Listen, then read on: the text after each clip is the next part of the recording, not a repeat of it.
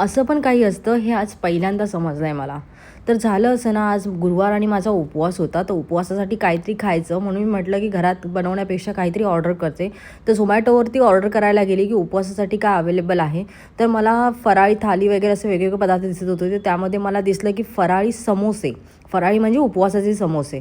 तर विचार केला तर बघूया तरी निदान काय आहे. तर ॲप्रिकॉट म्हणजे मला त्याच्यावरती भरोसा आहे ॲप्रिकॉटवरती. तर त्याच्यानंतर मग मी ते ऑर्डर केले आणि घरी आले. 1 तासानंतर जवळजवळ घरी आले. तर त्यासोबत आहे इमली चटणी आहे आणि रायता पण आहे, काकडीचं रायता, काकडी आणि दहीचं.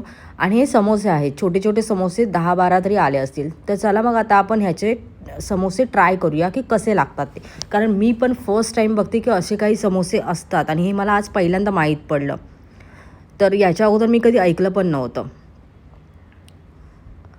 अप्रतिम समोसे होते, अप्रतिम समोसे. म्हणजे तुम्हाला समजणार पण नाही की ते समोसे नक्की आपण नॉर्मली खातो ते आहेत की उपवासाचे आहेत. कारण हे राजगिरापासून म्हणजेच याला आपल्या भाषेत वरी पण म्हणतात. तर वरीच्यापासून हे बनवलेलं पीठ होतं, ज्याचं कोटिंग केलेलं आहे त्याला.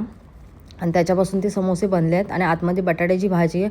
पण एवढे अप्रतिम आहे की कळत पण नाही आहे की आपण जे रेग्युलर समोसे खातो ते वाले समोसे आहेत की हे वेगळे आहेत राजगिरापासून बनवलेले, जराही कळत नाही. आणि चटणी तर एवढी अप्रतिम आहे ना की खरंच गाईज, तुम्ही खरंच मुंबईमध्ये असाल आणि तुम्हाला जर ॲप्रिकॉटचे हे ट्राय करायचे असतील ना समोसे, नक्कीच ट्राय करा.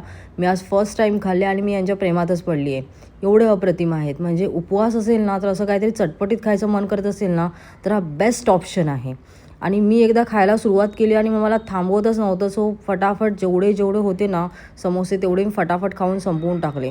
कारण मी एवढे अप्रतिम समोसे नॉर्मल जे आपण खातो ना रेग्युलर बाहेर, ते पण खाल्ले होते, पण एवढे अप्रतिम समोसे बघितले नव्हते. खूप छान, खूप छान. एकदम क्रंची होते आणि खूप मस्त लागत होते, टेस्टी होते एकदम.